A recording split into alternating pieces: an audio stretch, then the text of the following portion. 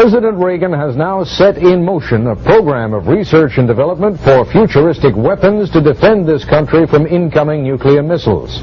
With today's signing of a national security directive, Mr. Reagan confirmed the long-range research he proposed Wednesday night. It will improve communications and control systems that are vital to these strategic forces. Applications discussed in the patents included destroying missiles. Communications, control, and disruption were included. There were some other ideas, both to possibly modify weather and finally to lift a portion of the upper atmosphere further out into space where hopefully it would be able to deflect missile trajectories. Zap incoming missiles, disrupt global communications, and engineer the weather. What does HAARP do? HAARP is a large antenna where we beam radio frequency energy up into the upper atmosphere, and we create on a small scale what the sun normally does. HAARP uses 1 billion watts beamed straight into the ionosphere for experiments. Picture these strings on the piano as layers of the earth. Each one has its own frequency. What we used to do is beam radio waves into the ground, and it would vibrate any strings that were present in the ground. We might get a sound back like, and we'd say, that's natural gas. We might get a sound back like, and we say that's crude oil. We were able to identify each frequency. We accomplished this with just 30 watts of radio power. If you do this with 2 billion watts, the vibrations are so violent that the entire piano would shake. In fact, the whole house would shake. In fact, the vibrations could be so severe underground that could even cause an earthquake. Los Angeles Times on April 21st, you said that you told the Associated Press that the American government has created weather tampering techniques so that the New World Order will be able to starve millions of Americans and control the rest.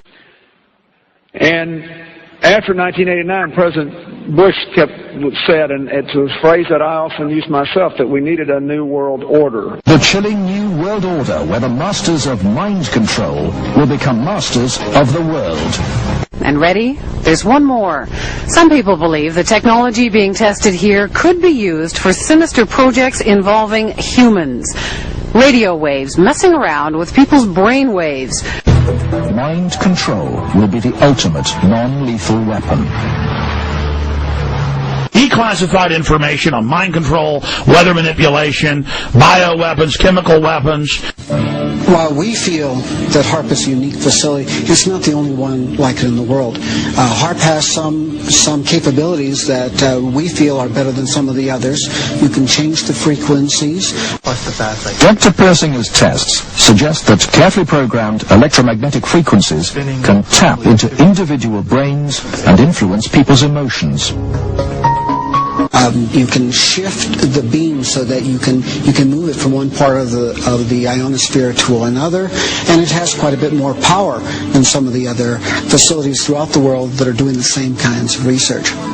The same kind of signals in the same frequency range can affect human mood. The human brain operates on very low frequencies. For example, when we're thinking, actively, we're generating about 13, 14 cycles per second.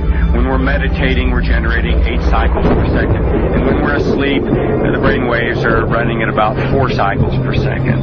And HAARP is capable of generating all of these frequencies. These kinds of signals can control the human brain. And if you can control these frequencies and multiples of these frequencies and various combinations, you can control all kinds of emotions. You can generate happiness. You could generate sadness. You can generate any mood you want.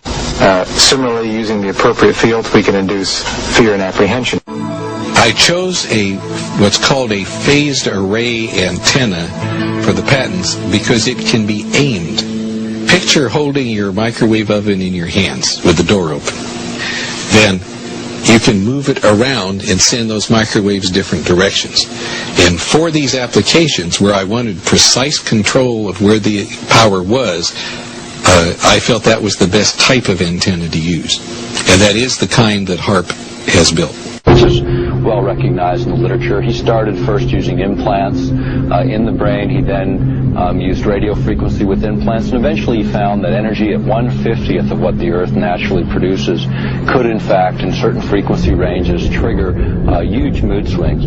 This document from Maxwell Air Force Base lays out the use of electromagnetic weapons technologies for debilitating human beings. Using electromagnetic warfare against human beings, you can cause disease, you can cause hysteria, or you can cause passivity for population control. The cognitive processes of the human brain are really quite simple. And if you understand how they work, you can make entire populations think and decide the manner in which you wish. You can get into their minds. Persinger thinks the implications are chillingly real. Suppose you generate a field that produces fear, fundamental fear, in large numbers of people. And then over the television, more traditional ways, you say, the reason we're having this fear is because of this particular group. And now you start to move the population believing in a direction that you wish. To influence 250 million people, the equivalent of the entire population of the United States, may not be that difficult. According to Dr. Persinger, we already have the technology, satellites and television and radio transmitters. Mind control may already be happening. We know the mysterious PSYOPs plane can beam persuasive sounds and pictures into people's television sets. Will it someday beam disturbing frequencies directly into the mind?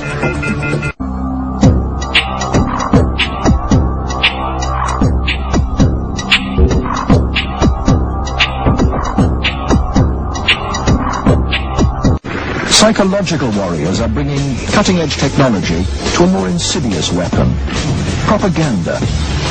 We're moving toward the third wave modes of warfare, which apply information, knowledge, intelligence, strategy, deception, media, the use of the media for managing the perception There are certain cities that now have required all the new towers that are being built to be disguised. Andrew Messing is the president of Larson Camouflage, a company that builds cell phone towers in a wide variety of disguises, from palm trees to water towers to flagpoles. This is one of our saguaro cacti that's going up to the Phoenix area, and the antennas are concealed inside. They're extremely realistic. People drive by them all the time and they think they're real cacti. Cell antennas are also being hidden inside all kinds of architecture, like clock towers and fake chimneys. Any cell phone, yours included, can be pinpointed, even if you never make a call. Cell phone users beware, Big Brother may be listening. The Federal Bureau of Investigation can now hear everything you say, even when the cell phone is turned off. I know it sounds kind of out there, but using your phone's tracking device, authorities can now activate the microphone inside the dreaded thing, allowing them to eavesdrop on you and your conversations. We can go one stage further if you like. We can put them inside the brain.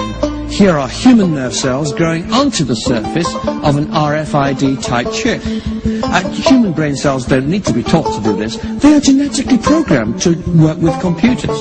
In fact, they love computers. Here's an example. Here is a chip. There's the chip. You put the brain tissue on and it organizes itself. The brain cells work their way in and they start communicating with each other and with the brain of the PC. Could you ever really put enough electrodes into the brain to understand these signals in a meaningful way? In your time, no. In my time, yes. You begin to lose your individuality. You will be evolving into a rather different social entity. How do you push the electrode to the brain? So what you do is you actually send a certain number of them. You have a bundle, and then the bundle would be, the nanowires would be allowed to float into the bloodstream until they can go no further. Like it or not, though, the brain-computer interface is coming along pretty quickly. And once you figure out how to get a single electrode to accurately record brain signals, it's not too hard to get thousands to work. It's mostly a matter of miniaturization. National Security Agency, the NSA, visited us. And these guys they sort of have a mystique, being members of the intelligence community. The people who came are very smart. They're dressed in suits that cost more than I make in a year. I think some of their interest is potentially sinister. Large segments of our citizens believe that the United Nations is taking over whole blocks of counties in Kentucky and Tennessee. Yeah. And some of them, they believe that we're going to the concentration camp and they're going to give our army to Russia and all that baloney. The issue is we live in an interdependent world. We have to cooperate with people. We're better off than we do. We're better off with NATO. We're better off with the United Nations. Any attempt to achieve world order before that time must be the work of the devil. Well, join me, and I'm glad to sit here at the right hand of Satan.